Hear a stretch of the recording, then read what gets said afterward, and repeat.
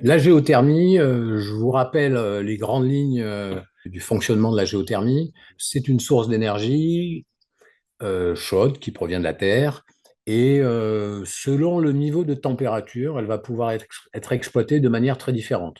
Alors, je ne vais pas faire référence aujourd'hui à la géothermie dite de minime importance entre 0 et 200 mètres, qui concerne plutôt des eaux entre 15 et 20 degrés, bon, qui se développent énormément en France et partout, même à Bordeaux et partout en France. Hein.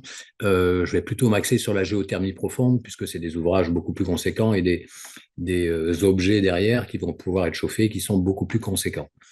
Jusqu'à 60 degrés, c'est-à-dire jusqu'à 3 degrés tous les 100 mètres, jusqu'à à peu près 1500 mètres, on a recours à une pompe à chaleur pour produire une eau suffisamment chaude pour permettre le chauffage.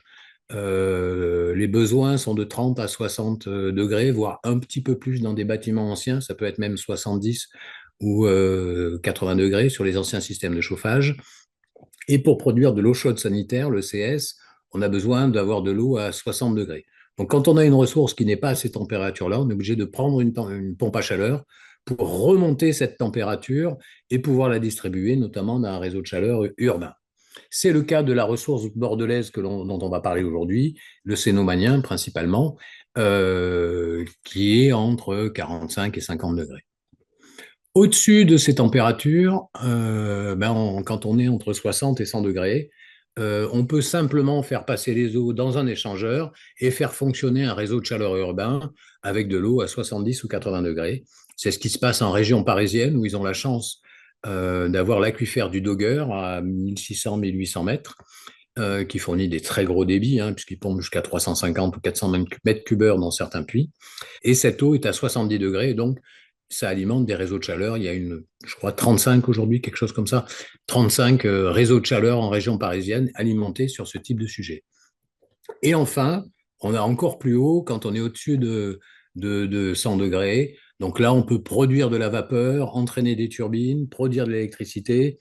Donc ça, c'est la géothermie très profonde qui en France est pour le moment limitée à l'Alsace et en Guadeloupe à Bouillante, et où là, directement, on peut produire de l'électricité, alors sachant que derrière, on peut aussi alimenter des réseaux de chaleur, parce que une fois qu'on a fait tourner les turbines, on a encore de la chaleur résiduelle, et on peut aussi alimenter un réseau de chaleur, mais voilà, on parle là de géothermie électrogène. Nous, notre sujet, c'est vraiment la géothermie profonde, aux alentours de 45-50 degrés, telle qu'on peut la trouver à Bordeaux pour le moment. Alors, vous verrez qu'on a fait des efforts pour essayer d'aller plus loin. Un petit peu d'histoire sur la région bordelaise. Vous avez ici les puits existants depuis les années 1980.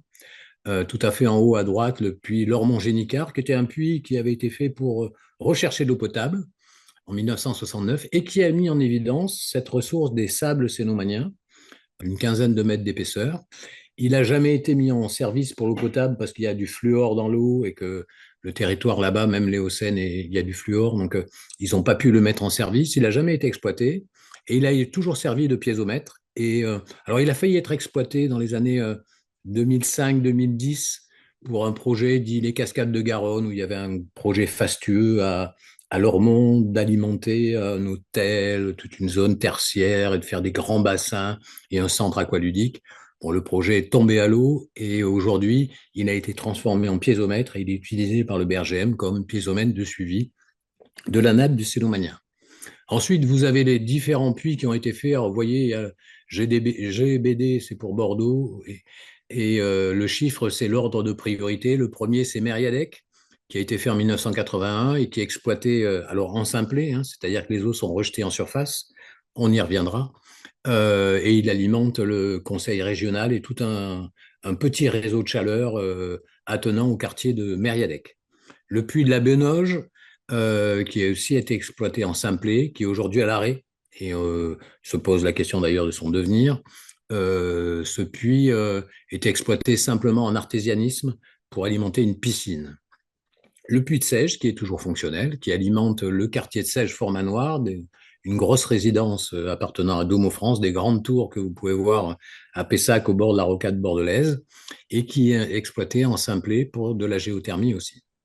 Le puits de Grand Parc, GBDX4, qui lui n'a jamais été exploité On n'a pas beaucoup de documents qui nous expliquent pourquoi cette exploitation n'a jamais eu lieu. Il y avait une réinjection qui était envisagée dans la nappe alluviale et ça n'aurait pas marché. Bon, on ne sait pas bien aujourd'hui, on n'a pas de traces vraiment écrites qui expliquent pourquoi ce puits n'a jamais été mis en service. Et un petit peu hors de cette carte, un petit peu plus à l'ouest, il y a l'aéroport de Bordeaux et la base aérienne 106. Et donc les militaires exploitent aussi un forage qui capte le même réservoir pour de la géothermie. Tous ces puits, ils ont les mêmes caractéristiques, c'est-à-dire qu'ils sont exploités, ce qu'on vient de dire, en simplé, non doublé, pas de réinjection des eaux dans le réservoir d'origine. Ils sont en général équipés de crépines de faible diamètre. Alors j'allais dire sous-dimensionnés par rapport aux besoins d'aujourd'hui, mais à l'époque, ils étaient bien dimensionnés. Euh, et ce sont généralement des crépines de type paille base. Alors, je ne sais pas si vous savez ce que c'est, mais là, vous avez un petit dessin à droite. Vous avez des crépines conventionnelles, hein, Johnson à fil enroulé. Et les paille base, c'est ces crépines, c'est les mêmes crépines, mais au milieu, il y a un tube perforé avec des perforations rondes qui permet de renforcer la résistance à l'écrasement des crépines pour les puits à grande profondeur. Ce dimensionnement limite la production de ces puits à environ 90 mètres cubes heure. Au-delà, on a des problématiques de vitesse d'entrée très fortes dans les crépines, puisque 80 à 90% du débit est produit par 10 à 15 mètres de sable. Vous avez ici le moulinet, alors ça doit être le forage de Mériadec ou de Grand Parc, je ne sais plus lequel j'ai mis. Et vous voyez ici que, je sais pas, vous voyez ma souris? Oui, Oui, vous voyez ici que oui, ça oui. produit quasiment la totalité du débit, hein, 80, 85 mètres cubes heure sont produits sur ces 15 mètres. Et donc, il y a vraiment des vitesses d'entrée dans les crépines qui sont très fortes et ça pose des problèmes de perte de charge, de risque de cavitation de l'eau. Donc, il faut faire attention à ces éléments-là. De ce fait, les réseaux alimentés aujourd'hui par ces puits-là sont de faible extension. Et si on veut développer de grands RCU, de grands réseaux de chaleur urbains, il faut travailler à un débit de l'ordre de 200 mètres cubes heure. Aujourd'hui, c'est la norme qui permet de faire fonctionner le réseau avec une production de chaleur suffisante pour avoir, in fine, pour l'utilisateur, un prix de la chaleur qui soit acceptable. Donc, sur le puits de Lormont-Génicard, qui n'a jamais été exploité, qui est un piézomètre, vous avez ici l'évolution qui est enregistrée depuis les années 1975. Donc, vous voyez au tout début les essais qui ont été faits sur ce puits, c'était le seul qui était en service, un peu avant 75, dans les années 69. Là. Et ensuite, au fur et à mesure de la mise en œuvre des autres puits, à partir des années 83 à peu près, vous avez cette descente de la nappe du Cénomanien avec la variation annuelle, hein, puisqu'en fait, ces puits-là, en général, ne prélèvent que de octobre, ne fonctionnent que de octobre à mars-avril et sont arrêtés l'été. Donc, c'est pour ça qu'il y a un cycle annuel sur la nappe. Et depuis les années 2000, on a une remontée petite, progressive, qui s'améliore encore. Là, c'est l'effet de l'optimisation de ces exploitations. Les pompes à chaleur aujourd'hui sont beaucoup plus performantes, donc on a besoin de moins d'eau pour produire plus de chaleur. Il y a eu une pression de l'administration de l'Adréal tout au long des années pour optimiser les prélèvements et faire que les installations soient le plus efficaces possible. Et donc, il y a grosso modo, depuis les années 2000, une baisse des prélèvements globaux sur ces puits. Et en plus, le puits de Benauge a été arrêté. Il était juste exploité pour chauffer la piscine Gala à un côté et il a été arrêté depuis. Je pense que c'est d'ailleurs ce qu'on aperçoit sur la fin du graphique, c'est la fin de son exploitation ici. Du coup, la ressource du Cénomanien, donc, qui est exploitée par 4 puits aujourd'hui, il y a un volume prélevé qui n'est pas négligeable, hein, qui est d'environ 1,3. Donc là, vous avez le tableau des indicateurs du SAGE. Donc vous savez que le SAGE nappe profonde a défini pour chaque nappe un VMPO, un volume maximum prélevable, objectif, et pour permettre de stabiliser. Et ce volume, régulièrement, le SAGE compare à ce volume les prélèvements effectivement effectués. Et on voit par exemple ici que pour les Hauts-Seine, vous avez un VMPO de 38 et il est prélevé 43,2 millions de mètres cubes par an. Du coup, il y a un déficit et c'est une nappe déficitaire. Pour le Cénomanien, qui est tout en bas, alors il y a aussi le Campano maestrichien, parce qu'il y a certains forages qui captent ces éléments-là, mais nous, ce qui nous intéresse, c'est le Cénomano-turonien. Vous voyez que le VMPO, qui a été défini par modélisation à partir du modèle MONA du BRGM, il est de 4 millions de mètres cubes et qu'il est prélevé, alors c'était à la date de 2018, 1,3 million de mètres cubes à partir des forages principalement géothermiques et qui avait donc encore 2,7 de volume prélevable. Et du coup, cette nappe est non déficitaire. Donc, il y a encore des prélèvements possibles, ce qui n'est pas forcément le cas pour l'Éocène, notamment, ou pour l'Éocène, qui est l'Oligocène, qui est juste à l'équilibre. C'est important parce que ça va conditionner beaucoup le développement de la géothermie que je vais vous présenter tout à l'heure. Sachant toutefois que ces VMPO sont en cours de révision, parce que compte tenu des projets qu'a la métropole en géothermie, il y a une nécessité quand même d'améliorer la connaissance. Et dans le cadre de la révision du SAGE qui est engagée aujourd'hui, le SMEGREG, qui est le gestionnaire du SAGE nappe profonde de Gironde, travaille avec le BRGM à redéfinir les VMPO de tous les aquifères et notamment du cénomanien, parce que comme il n'y avait que quelques puits, les calculs de VMPO étaient peut-être un petit peu discutables et il faut aujourd'hui les préciser pour avoir une vision plus claire. La relance de la géothermie, eh ben, c'est une volonté politique, puisqu'il y a eu la Cube et ensuite la métropole qui ont décidé de développer la géothermie en inscrivant notamment à l'horizon 2050 et en prévoyant d'avoir un territoire à énergie positive. C'est un objectif très ambitieux, car ça suppose de créer de nombreux réseaux de chaleur et de les alimenter par des énergies renouvelables de manière à distribuer d'importantes, vous voyez, 700 gigawattheures de chaleur chaque année en 2030, alors qu'aujourd'hui, on est à 200 gigawattheures. Donc la géothermie, elle est en bleu. Si vous voyez ici les réseaux de chaleur en projet, vous avez tous les projets de Bordeaux Métropole, et vous voyez ce développement à 2035 ici, le plan à 2030 est ici, et vous voyez cette hausse ambitieuse du développement de la géothermie et des réseaux de chaleur sur le territoire de la métropole. Ça représente quoi en termes de réseaux de chaleur? Vous avez ici une carte qui présente les réseaux de chaleur. Alors, ceux qui sont existants, donc qui sont en vert, Plaine Garonne Énergie. Donc là, c'est un réseau de chaleur géothermie dont je vais vous parler en détail tout à l'heure. Les Hauts-de-Garonne qui sont alimentés par l'incinérateur de Senon. Saint-Jean-Belsier qui est alimenté par l'incinérateur de Bègle, et Mérignac-Centre qui est alimenté par une chaufferie biomasse et ils vont le verdir par de la géothermie sur l'Oligocène. Les bassins à flot, ici, qui sont alimentés par la récupération de chaleur, notamment sur la centrale Louis Fargue.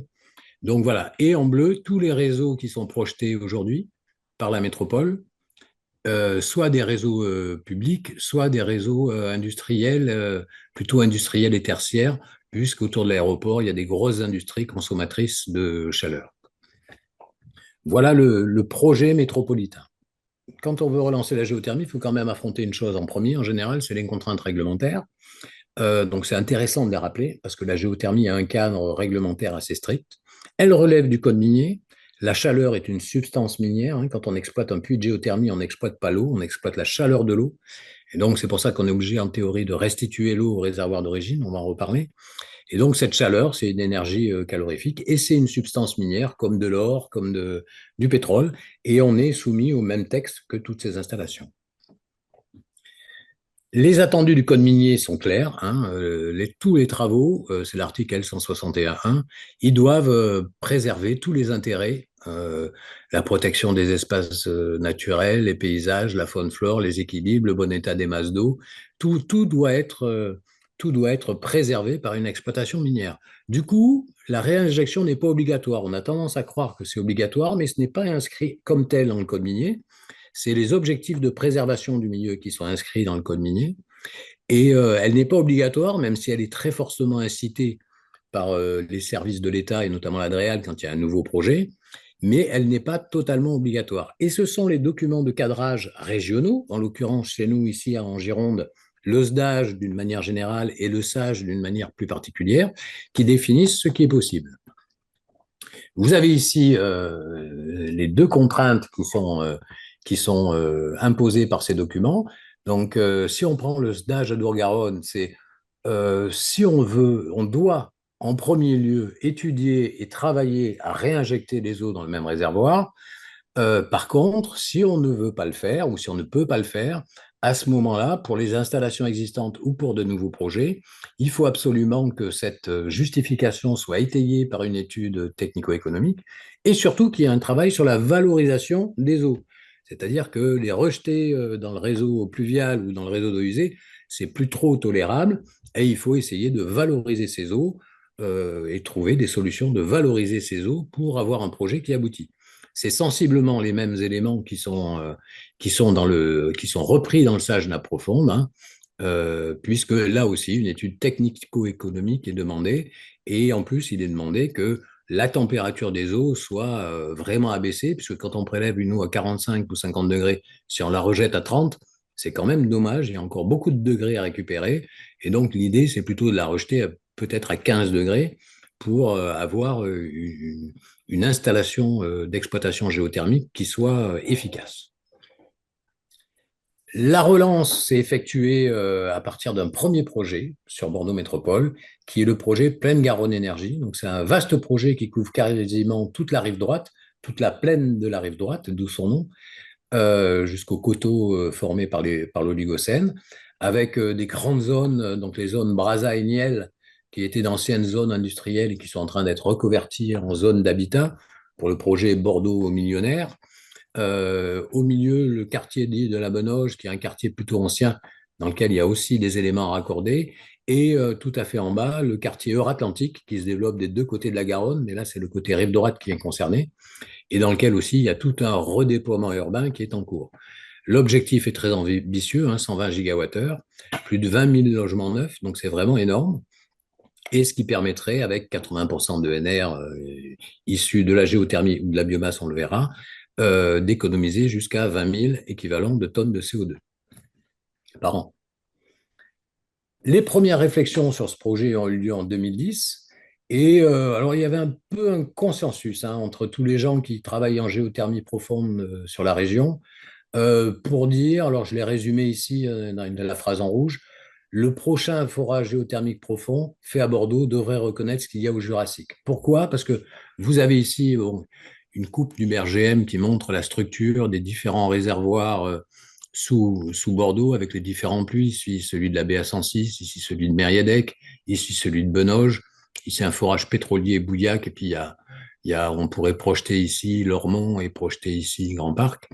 L'idée était vraiment d'aller voir ce qu'il y a en dessous, puisque tous ces forages captent le Cénomanien ici, ces sables du Cénomanien ici, et c'était d'aller voir si en dessous, on n'aurait pas, comme le Dogger, et je vous en parlais tout à l'heure, en région parisienne, comme ceux de l'heure, une ressource à 70 degrés qui permettrait de faire de l'échange direct. Et vous comprenez bien que quand on fait de l'échange direct et qu'on n'a pas de pompe à chaleur, eh bien derrière, on n'a pas de consommation d'électricité. Et donc, la rentabilité du réseau est bien plus importante. Donc, cette idée a été portée un peu par tout le monde. Le SME grec, Bruno de Grissac, nous aussi en milité, le BRGM milité, enfin, tous les gens qui travaillaient sur la géoprofonde militaient pour qu'on aille reconnaître ce Jurassique. Le BRGM a été missionné pour faire une étude pour voir quelles étaient les ressources potentielles. Alors vous voyez que on ne s'en rend pas compte quand on ne connaît pas Bordeaux, mais quand on regarde le sous-sol, il y a un contexte très faillé avec ici la grande faille, ici dite faille de Bordeaux, qui sépare le compartiment de la rive droite et de la rive gauche. C'est pour ça que les calcaires de l'Oligocène forment le coteau ici et sont sous Bordeaux de ce côté-là. Il y a un gros décalage. Donc, une complexité assez grande. Des puits pétroliers qui donnent des informations sur les terrains dessous, sous le Cénomanien, qui sont assez éloignés. Et ici Sainte-Hélène, ici Saint-Médard, ici Saint-Jean-d'Illac, ici Bouillac. Pas d'informations au niveau de Bordeaux elle-même, juste des informations autour. Donc, assez peu de données. Le BRGM a fait une étude approfondie avec des recherches d'indices sur les forages pétroliers. Ils ont même ressorti des carottes, fait des études de porosité sur les carottes. Et ils ont conclu qu'il y avait une cible qui était potentiellement intéressante. C'était les calcaires à filaments, qui sont du cinémurien à l'oxfordien, qui sont constitués de dolomie. Et la dolomie, on sait que c'est un réservoir qui peut être potentiellement toujours productif, et qui ont recommandé de faire une campagne géophysique pour essayer de préciser la structure sous Bordeaux. Bon, cette campagne n'a pas été réalisée parce que c'était un peu compliqué, c'était un gros budget et la métropole n'a pas pu la réaliser. Pareil, de faire des pompages croisés sur les différents forages pour voir le rôle des failles. Bon, ça n'a pas été fait, mais le BRGM a quand même conclu, c'est ce qui est souligné sur le petit extrait en bas, qu'il y avait une ressource potentielle, mais que c'était très difficile de savoir ce qu'elle pourrait donner et que ben, si on voulait le savoir, il fallait faire une reconnaissance et une exploration. Bordeaux Métropole s'est emparé de ces résultats et a lancé une DSP, donc sur ce territoire Plaine-Garonne Énergie sur la rive droite. Ils ont attribué une DSP avec une phase d'exploration sur le premier puits. Deux puits ont été réalisés, on a fait deux puits verticaux séparés en surface. Hein. On n'a pas dévié les puits parce qu'à Bordeaux, quand on dévie les puits, on gagne peu en, on gagne peu en décartement compte tenu des angles de déviation possibles et économiquement possibles, techniquement et économiquement possibles. Et du coup, ça ne suffit pas à éviter le retour de la bulle froide sur le puits producteur. Donc, il y a eu deux puits verticaux qui ont été faits, distants d'à peu près 1000 mètres, avec une phase d'exploration au Jurassique et un site de production qui dépendait complètement, en surface, qui dépendait complètement de la réussite. C'est-à-dire, si on réussissait à avoir notre ressource au Jurassique, il y avait juste une chaufferie gaz de secours. Par contre, si on était en échec, eh ben la puissance, comme la température est plus basse au Crétacé, eh ben, il fallait rajouter une chaudière biomasse pour compenser le manque de puissance apporté par le Cénomania. Ça, c'était le projet. Donc, deux gros enjeux techniques. Un, réinjecter les eaux dans le réservoir d'origine, puisque le doublé, enfin le projet était bâti sur un doublé avec un forage producteur et un forage injecteur, ce qui n'avait jamais été fait à Bordeaux dans le Cénomanien. On n'avait aucune idée de comment pouvait se passer la réinjection dans le réservoir du Cénomanien. On n'a que 10 à 15 mètres de sable, et on doit y réinjecter 200 à 220 mètres cubes heure, donc ça peut être complexe. C'est des sables qui sont un petit peu argileux par endroits. Et on connaît très bien à partir de la région parisienne où il y a des exploitations à l'albien et au néocomien, qu'il y a un gros risque de colmatage des puits de réinjection très rapides. Il y a des projets à l'albien à Paris qui ont fonctionné une semaine. Donc, c'est vraiment un risque très fort si c'est mal géré, si c'est mal fait. Donc, il y avait là-dessus un gros enjeu et une grosse incertitude et beaucoup de craintes hein, sur ce sujet-là. Et deuxièmement, ce premier puits exploratoire, eh bien, il fallait le concevoir un petit peu particulièrement, puisqu'il devait aller reconnaître le Jurassique à 1600 mètres et être en capacité derrière d'être replié au Cénomanien en cas d'échec. Sachant que durant toute cette phase de reconnaissance au Jurassique, il fallait que le réservoir au Cénomanien soit protégé et qu'il ne perde pas en productivité. On ne pouvait pas mettre un tube cimenté devant. Il ne fallait pas laisser de la boue bentonitite dans le réservoir parce qu'on aurait pu le colmater. Donc, il y avait beaucoup de contraintes qui ont dû être gérées durant la phase travaux. Il fallait donc travailler avec deux hypothèses. C'est schématisé ici. Donc, vous avez ici la conception des puits. Hein. Le puits au Jurassique qui va capter le Jurassique ici et qui est repliable en cas de difficulté. On coupe les tubages intermédiaires qu'on a mis, on les ressort et on va exploiter in fine le Cénomania. Il faut savoir que ce projet a eu une aide financière de l'ADEME particulière pour cet aspect exploratoire qui assurait jusqu'à 90%. Vous savez, il y a une assurance garantie, la SAF, une garantie en géothermie qui va jusqu'à 60% du montant des travaux engagés en cas d'échec. C'est plus en région parisienne, c'est déjà 90% parce que le conseil régional en région parisienne abonde de 30%. Donc, ils ont une couverture de 90%. Et exceptionnellement, ici à Bordeaux, au lieu de 60, on avait eu une couverture à 90% du surcoût de cette exploration, puisqu'il n'était pas question de la faire payer aux futurs abonnés en cas d'échec. Ça aurait augmenté le prix de la chaleur et il n'était pas possible de faire payer ça aux abonnés. En surface, eh ben, c'est ce que je vous expliquais tout à l'heure. Hein, soit on a juste des échangeurs et une chaufferie gaz en secours, soit si on se replie, eh ben, on construit en plus 2 silos biomasse pour avoir une chaufferie biomasse qui apporte le complément. Les résultats, eh ben, malheureusement, l'exploration au Jurassique a été un échec. On espérait 200 mètres cubes heure, on a eu 250 litres heure, et on n'est même pas sûr que ce soit pas l'eau qu'on ait un petit peu injectée pour nettoyer le puits. Donc, non, il n'y avait pas d'eau. À l'endroit, en tout cas, où on est tombé, on n'avait pas d'eau, bien qu'on soit assez proche de la faille de Bordeaux. On s'attendait à un contexte faillé et peut-être des résultats meilleurs. On n'a pas eu d'eau. Il y a sûrement des leçons à tirer de ça. Le BRGM discute avec la métropole, d'ailleurs, je pense, pour essayer de tirer un petit peu des leçons de tout ça et de voir, sachant qu'il sera difficile de reconvaincre la métropole d'aller refaire une exploration ailleurs. Et donc, le repli océanomanien a été engagé. On a un débit artésien de 220 mètres cubes heure. On a des paramètres hydrodynamiques qui sont très bons, une température de l'ordre de 45 degrés. Ces débits sont bien supérieurs à ce que je vous disais tout à l'heure sur les forages anciens. On a des crépines bien mieux dimensionnées. On a utilisé des boues polymères et pas de boues bentonitique qui colbattent beaucoup moins les réservoirs. Alors, il y a toujours un risque bactérien, mais on sait le gérer avec des biocides. Et surtout, on travaille beaucoup plus rapidement. Les puits anciens qui ont été faits, les vitesses d'avancement étaient très lentes et les puits restaient en bout des fois une semaine, ce qui peut être dramatique sur des réservoirs sableux. Donc là, une durée de mise en bout extrêmement réduite. On va très vite entre la foration et l'équipement des puits. La réinjection se passe bien. Alors, il y a eu beaucoup de précautions qui ont été prises, hein.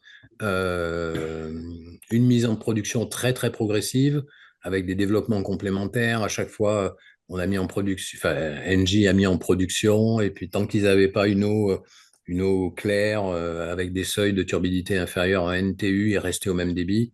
Et une montée en par palier croissant comme ça, de 75 à 225, qu'en fonction des résultats.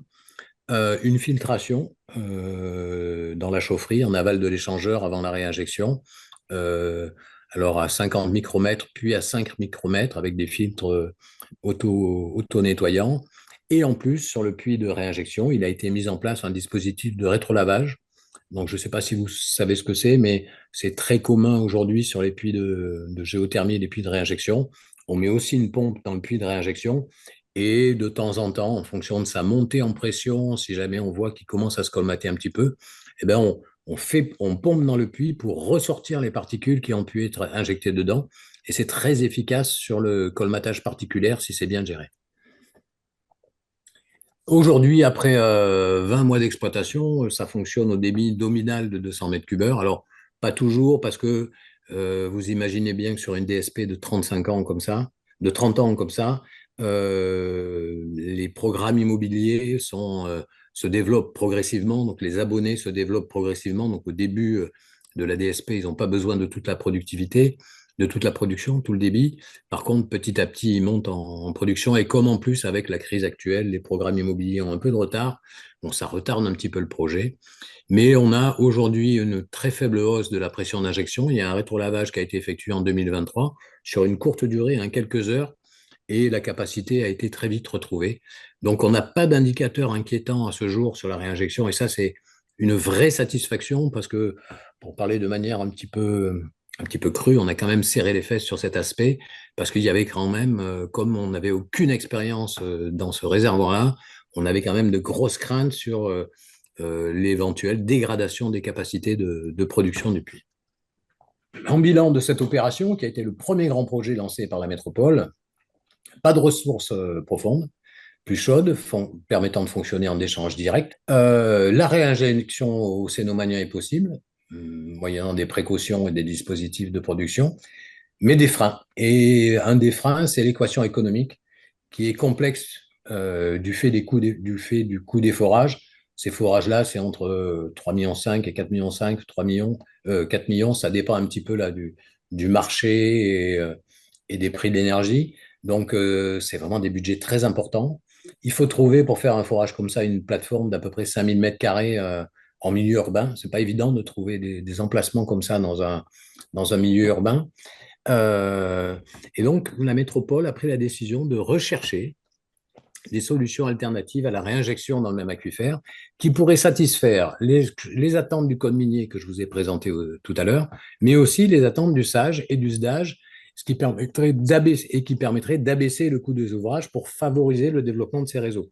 Puisque ces réseaux, in fine, ils ne sortent, le projet ne peut sortir que si le prix de la chaleur vendu à l'abonné est correct et est intéressant par rapport notamment à la solution gaz. Cette étude a donc été lancée par Bordeaux Métropole en 2020 pour caractériser deux solutions. Les solutions alternatives à la réinjection dans le même réservoir, c'est-à-dire deux solutions, soit la réinjection dans le réservoir de l'éocène ou de l'oligocène, j'ai oublié de le mettre, soit la valorisation de l'eau, tout ou partie, dans le réseau d'eau potable. Et le but, c'était de recueillir un avis des parties prenantes et d'établir, in fine, une doctrine qui pourrait servir de guide sur la décision de faire ou non des réseaux de chaleur qui recourraient à ces solutions alternatives et qui seraient acceptables par les services de l'État et les documents de cadrage. Pour la réinjection dans le même réservoir, donc, on a fait tout un benchmark.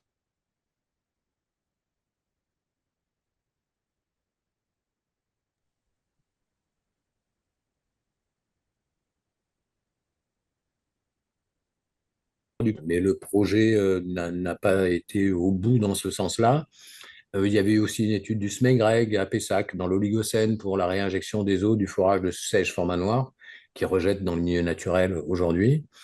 Une problématique technique, c'est assez simple par rapport à un projet comme Plaine de Garonne Énergie, puisqu'on n'a besoin que d'une seule parcelle. On peut faire les deux forages sur la même parcelle à 5 mètres de distance, il n'y a pas de souci. On peut préserver la qualité des nappes. Chimiquement, ça a été vérifié. Alors, je ne vous ai pas mis tous les détails, mais les analyses chimiques et la compatibilité chimique des eaux a été vérifiée. Et tenir compte de la qualité du cénomanien, de l'eau du cénomanien qui est quasiment potable, hein, à l'exception de deux paramètres, le fer qui dépasse les 200 microgrammes. Bon, ce qui n'est pas un paramètre sanitaire, hein, c'est plus un paramètre pour le lavage du linge, mais c'est quand même un paramètre pour l'eau potable. Et au niveau du fluor, qui est souvent, pas tous, mais souvent au-dessus des 1,5 mg par litre de la norme AEP. On a aussi parfois quelques traces, mais vraiment des micro-traces de HAP qui sont liées à la présence de lignite dans le réservoir sableux du Cénomanien. Et puis, des problématiques réglementaires, les conditions d'application du code minier, notamment les notions de périmètre de recherche et de volume d'exploitation. Je vous passe les détails de ces éléments-là, mais qui sont des contraintes fortes du code minier. Et pour l'ARS, notamment s'il y a des captages en AEP en aval, la nécessité d'avoir, si besoin, un avis d'hydrogéologue agréé sur ces sujets. Il a été recherché pour essayer de trouver un intérêt à cette réinjection, en compatibilité notamment avec le SAGE nappe profonde, quels étaient l'intérêt à faire ce type de solution. Vous avez à gauche une carte de l'Oligocène et des zones à risque de dénoyage de l'Oligocène. L'Oligocène plonge vers l'ouest, à l'ouest de Bordeaux, il plonge. Alors, Bordeaux est là, hein. Bordeaux, c'est ici, dans le port de la Lune, là, dans cet arrondi de la Garonne. Donc, Bordeaux est là. Et on voit qu'à l'ouest de Bordeaux, il y a des zones en rouge qui sont déjà dénoyées, où historiquement, on a pu comparer les données. Enfin, c'est le BRGM qui a fait l'atlas des zones à risque, hein, qui a déterminé tout ça, où l'Oligocène est déjà dénoyé. Des zones où il est en risque de dénoyage si on continue à trop exploiter l'Oligocène, et risque fort et risque moyen ici en jaune et risque faible en vert. Donc on voit qu'ici, par exemple, eh ben, si on réinjectait des eaux dans notre réservoir et qu'on ne dégrade pas la qualité des eaux de l'Éocène, il y a un intérêt à soutenir le niveau de l'Oligocène. Ici, vous avez à gauche la carte de l'Éocène. Alors, je ne sais pas si vous voyez, j'espère qu'à l'écran, vous voyez les courbes piézométriques, mais on a un creux piézométrique sous Bordeaux, hein. Il y a une centaine de forages, hein, sur Bordeaux et ses environs qui exploitent principalement l'Éocène. Donc, il y a un creux piézométrique depuis très longtemps sous Bordeaux, qui est une problématique gérée par le SAGE nappe profonde, qui explique son côté déficitaire d'ailleurs. Et en plus, il y a des domaines minéralisés où on a des excès de fluor. Donc là, c'est en noir, les excès de fluor. Vous avez ici le domaine en noir, là, des excès de fluor, où la nappe de l'Éocène est supérieure à 1,5. des anomalies en sulfate, d'autres anomalies naturelles moins importantes en sodium qui sont moins importantes, et aussi des anomalies en fer, une teneur en fer très importante. Compte tenu que le Cénomania a la même problématique de fluor et de fer que l'Éocène, on peut aussi se dire qu'aller soutenir l'Éocène, le niveau de l'Éocène, c'est pas complètement idiot si ça peut permettre de faciliter l'émergence de nouveaux projets et que quelque part, ça participe aux objectifs du sage nappe profonde en contribuant à maîtriser les risques, identifiés sur ces deux réservoirs, le dénoyage de l'Oligocène et le creux piézométrique de l'Éocène.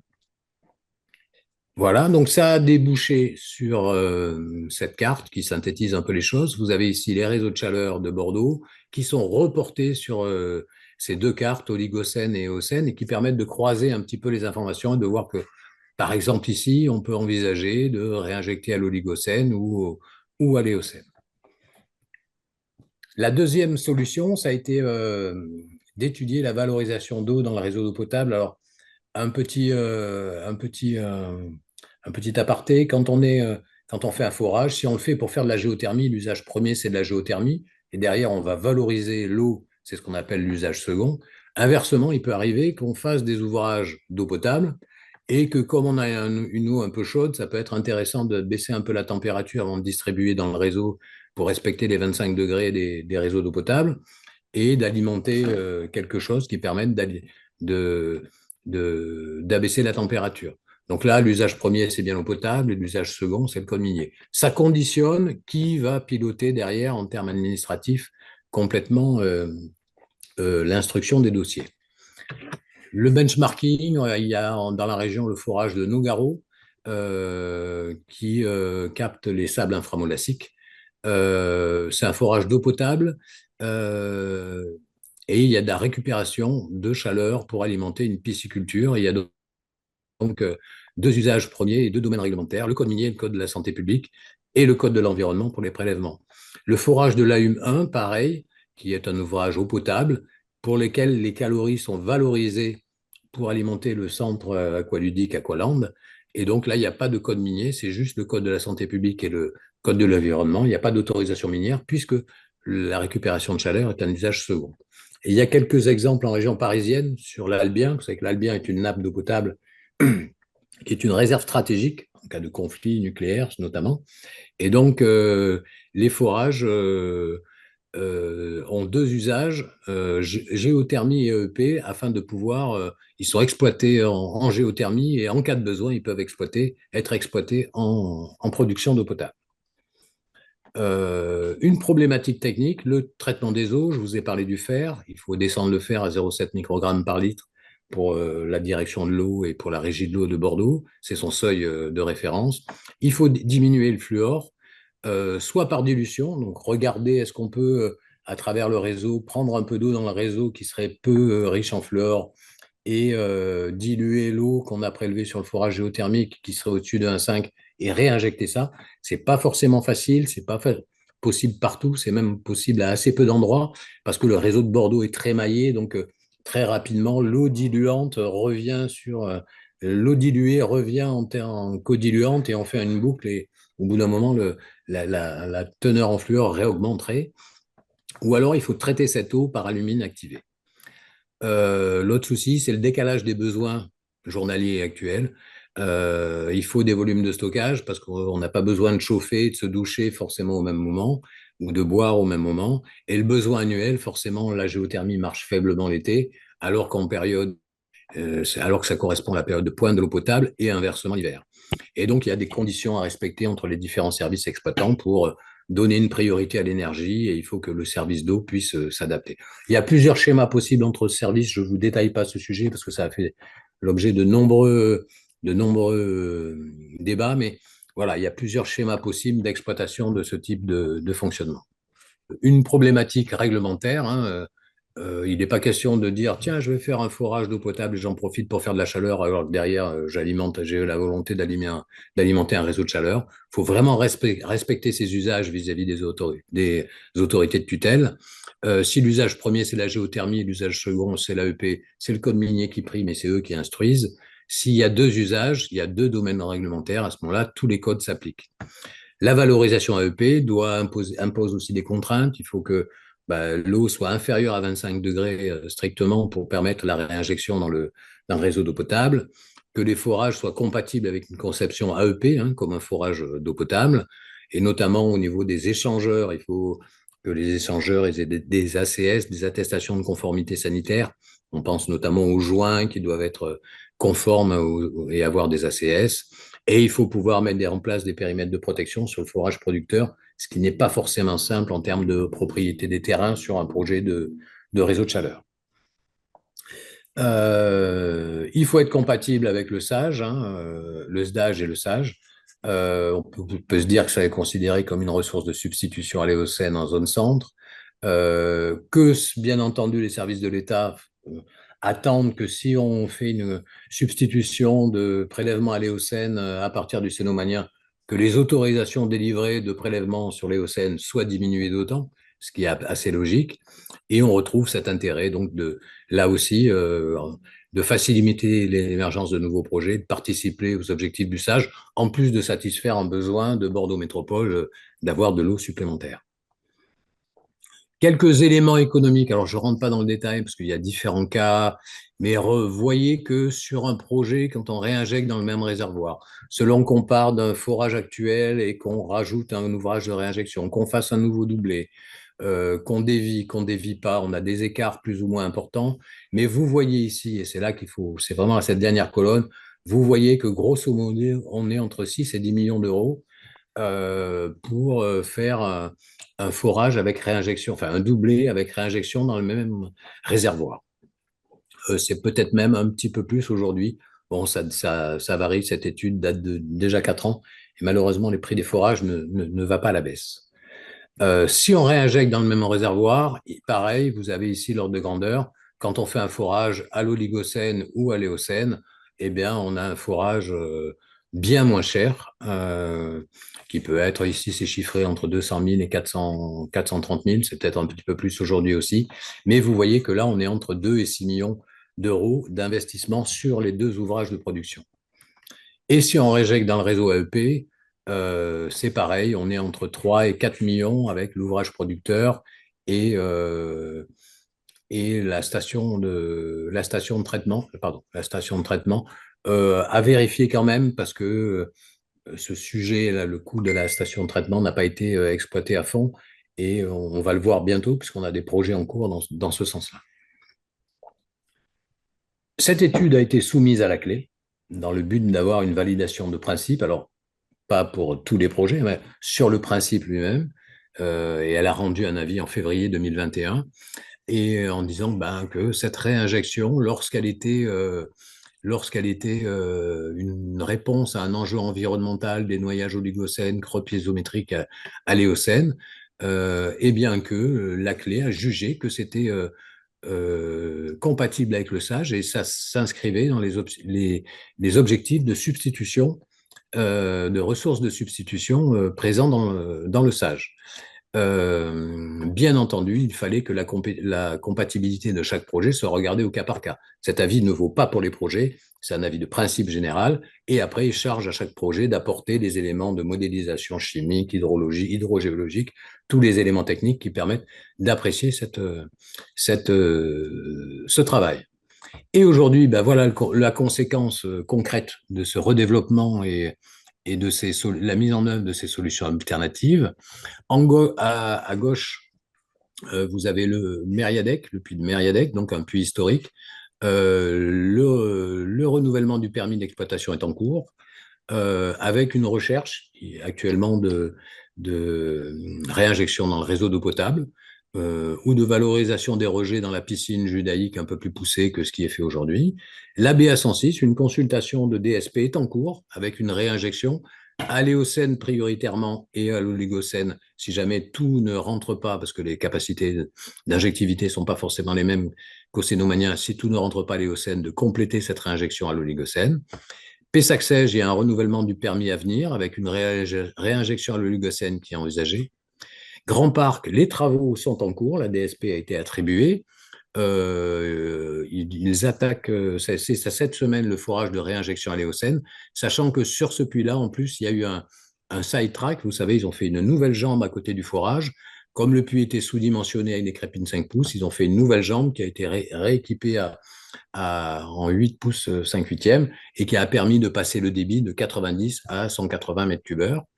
Ici, PGE, le projet que je vous ai monté, que je vous ai montré, donc qui est en fonction avec, là, par contre, la réinjection au cénomanien, et sur Métropole Sud, une autre consultation qui est en cours, la consultation étant basée sur plusieurs variantes, et notamment soit la réinjection à l'éocène et l'oligocène, soit la réinjection dans le réseau d'eau potable. Voilà, je vous remercie. Sur les forages anciens, ils étaient tous encore en bon état? Un peu hétérogène.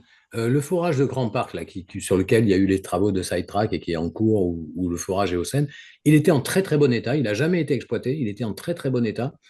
Ce qu'on imagine, les tubages étaient très peu corrodés. Et on imagine que bah, la colonne d'eau s'est au cours du temps complètement stabilisée vis-à-vis de l'acier. Et comme elle n'était pas renouvelée, qu'il n'y avait pas de renouvellement de facteurs, d'éléments corrosifs, euh, le puits est resté en très bon état. Et quand on a fait le diagnostic du puits en 2018, on a été surpris de voir à quel point il était en bon état, comparativement par exemple au forage de la Benoge qui a été longtemps exploité en artésianisme, qui lui est très corrodé avec une corrosion sur piqûre. Et si jamais il doit être remis en service un jour, il y aura forcément des travaux de rechemisage probablement à faire. Donc c'est très hétérogène. Après, le forage de Mérialec est en bon état, la BA106 aussi. C'est très hétérogène, hein. Ça dépend complètement du débit, hein. Plus le débit est fort en général et moins on l'arrête, mieux c'est. Merci pour une présentation très intéressante. Mais pour PGE, j'avais une question pour le rétrolavage. Vous mentionnez une séquence de rétrolavage en 2013, mais il y a bien la mise en place d'un rétrolavage avec une fréquence typique, enfin, de fonctionnement. C'est pas En fait, du spot. aujourd'hui, la réinjection se passe tellement bien que il prévoit 2 rétrolavages par an. D'accord. Et c'est suffisant, en fait, finalement, pour la montée en Pour le pression. moment, on n'a aucun indicateur de dégradation de l'injectivité, ce qui est une très très bonne surprise, hein. On s'y attendait pas, on pensait avoir quelque chose de beaucoup plus difficile. Quand on pense à l'albien, voilà, on pensait avoir quelque chose de beaucoup plus difficile. Et en fait, ça se passe très très bien. Il y a eu vraiment, alors sur le délégataire, une pression assez forte de la métropole pour qu'on respecte vraiment toutes les recommandations des guides BRGM, AFIA, tout ça. Enfin, tout a vraiment été mis, mis dans ce sens-là. Et en plus, la filtration a été très poussée aussi à 5 micromètres, ce qui permet vraiment de réinjecter une eau propre, quoi. Donc, on a vraiment, je pense qu'il y a un REX très intéressant sur ce sujet-là pour éclairer tout ce qui peut se passer à la bière à Paris. Entendu, avec cette fameuse double filtration amont aval échangeur, hein, c'est ça. Amont aval, exactement. 50 microns avant pour protéger et 5 microns après. Est-ce que vous avez évalué la recharge sur l'aquifère? Parce que donc on a le VMPO et ce qui est prélevé actuellement. Mais pour autant, on voit qu'on a diminué enfin, la ressource a diminué. Donc, est-ce qu'une non-réinjection va pas avoir un impact quantitatif sur le long terme? Alors, sur le long terme, il y aura un impact quantitatif. Quantitatif, c'est sûr, si on ne réinjecte pas, on prend de l'eau dans le cénomanien au lieu de la restituer. Donc, c'est clair qu'il y a un impact quantitatif. Ce qu'il faut savoir, c'est que ces VMPO datent d'assez longtemps. Ça date de la dernière version du SAGE. Et le SAGE est en cours de révision. Et le SMEGREG a missionné le BRGM pour recalculer ces VMPO, sachant qu'on dispose en région bordelaise, le BRGM dispose du modèle MONA, qui représente tous les niveaux aquifères dans la région bordelaise, même en Gironde, hein, c'est même beaucoup plus grand que la région bordelaise. Et donc, ce modèle permet de mettre des prélèvements aux différents endroits, de mettre mettre des prélèvements aux différents endroits. Dans la révision qui va être faite, il est tenu compte du réchauffement climatique et des perspectives que ça peut avoir. Jérôme, tu me complètes si je dis une bêtise, en 2030 ou 2050 sur la recherche, sur la recharge. Et le but, c'est vraiment, avant de lancer tous les projets métropolitains qui vont faire des nouveaux prélèvements, c'est vraiment de sécuriser ces volumes prélevables Et il y a des échanges actuellement entre le SMEGREG et la métropole, Bordeaux Métropole, justement sur ce sujet-là, pour obtenir une sécurité vis-à-vis des OMPO et ne pas faire n'importe quoi, puisque Bordeaux Métropole, ils sont aussi l'exploitant pour l'eau potable, hein, donc ils ne veulent pas non plus se tirer une balle dans le pied. Donc, ce n'est pas leur intérêt que ce soit différemment. Une deuxième question, vous avez dit que en fait, le but, si on réinjectait dans le même aquifère, c'est de réinjecter le plus froid possible pour pas perdre d'énergie, entre guillemets, en ayant monté de l'eau sans en extraire toute la chaleur possible. Mais sur le long terme, est-ce que on connaît l'impact sur les rendements d'une diminution du coup de la température de l'eau? Parce que si on réinjecte à 15 degrés, comme vous l'avez dit, pour une eau qui est à 45, le temps d'homogénéisation et de réchauffement de cette eau, il augmente. Et donc, on perd peut-être en rendement sur le long terme, non? Alors, quand on réinjecte, l'objectif, tous les projets sont dimensionnés pour réinjecter à 15 degrés en général. Effectivement, ça crée une bulle froide. Maintenant, il y a quand même un flux de chaleur qui arrive du centre de la Terre, mais cette bulle froide dure. Et on calcule d'ailleurs par modélisation la propagation de cette bulle froide jusqu'à 30 ou 45 ans pour vérifier qu'elle ne revient pas sur le puits producteur. Donc c'est clair qu'à terme, on crée des bulles froides dans les réservoirs. Et si on regarde, alors à Bordeaux, puisqu'il n'y a pas de réinjection, on n'a pas beaucoup ce problème. Mais si vous regardez à Paris, quand vous faites un nouveau doublé au Dogger, il faut bien viser l'endroit où vous allez aller parce que vous avez la bulle froide des puits qui sont exploités depuis déjà 15 ou 30 ans. Et il faut viser pour aller au bon endroit. Et des fois, alors là-bas, c'est plus profond, donc ils peuvent dévier, et puis ils font des zigzags, ils font un peu ce qu'ils veulent. Hein. Mais effectivement, ça crée une bulle froide dans le réservoir. Bah, c'est pas problématique tant que cette bulle froide se diffuse pas en réalité, ça. C'est-à-dire, tant qu'elle ne revient pas au producteur, ce n'est pas problématique pour le projet. Après, pour l'environnement en général, c'est un autre sujet. Je ne sais pas s'il y a eu, s'il y a eu des études qui ont calculé au bout de combien d'années une bulle froide réinjectée pendant 30 ans à 15 degrés, au bout de combien d'années aurait complètement récupéré la température d'origine. Je ne sais pas si ça a été fait. Ça ne me parle pas, je ne sais pas si ça a été fait. Après, qu'est-ce qui est préférable? Économiser du CO2 ou refroidir, faire une bulle froide dans un réservoir chaud? C'est presque du jancovicisme, là. Mais ce qui est à la mode actuellement, c'est la stigobie avec les petites bébêtes que nous avons dans l'eau et dont on ne connaît pas tout l'impact sur la qualité de l'eau. Est-ce que cette stigobie ne serait pas impactée par ce changement de température? À l'Éocène, il y en a, du Leucocène, il y en a. D'accord. Voilà. Donc, c'est. J'ai pas connaissance, j'ai aucune connaissance sur ce sujet. J'ai aucune idée. Je peux pas vous répondre. Je me disais, en offset well, on avait le forage de Bouliac. On a eu un échec cuisant sur le Jurassique et on n'avait pas des données d'entrée Bouliac sur des.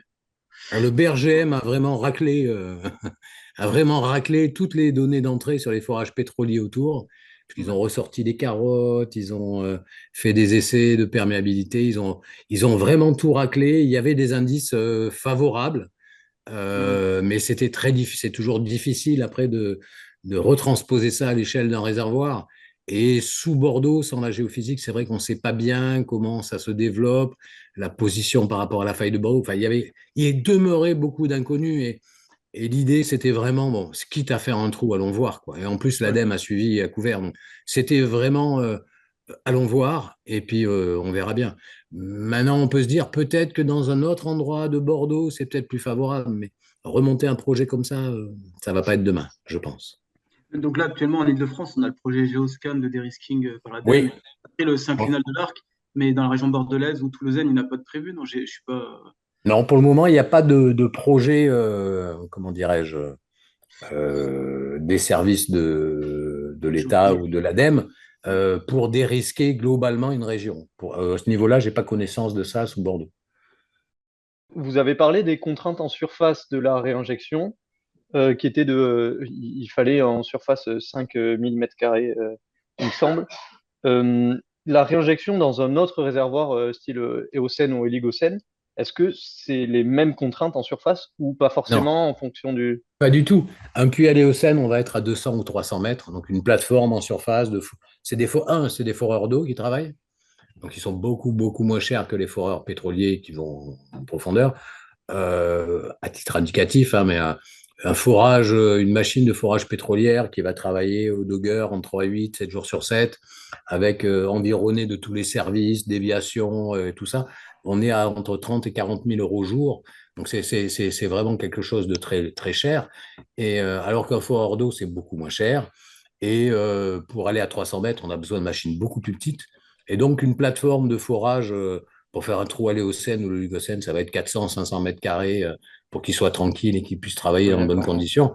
Alors que la machine pétrolière, avec tout son environnement, les moteurs, les réservoirs à gasoil, la gestion de la boue, les bacs à boue, on est vite sur 5000 mètres. Bon, à 1000, alors, on était 5000 mètres ici aussi sur PGE, parce que comme on allait à 1600 sur le premier puits, on avait une grosse machine. On pourrait faire des puits à 1000 mètres avec une machine un peu plus petite qui prendrait peut-être que 3500 mètres carrés. Mais ça reste quand même des surfaces compliquées à trouver en milieu urbain et les réseaux de chaleur, ils fonctionnent bien en milieu urbain. Donc ça reste des surfaces compliquées à trouver.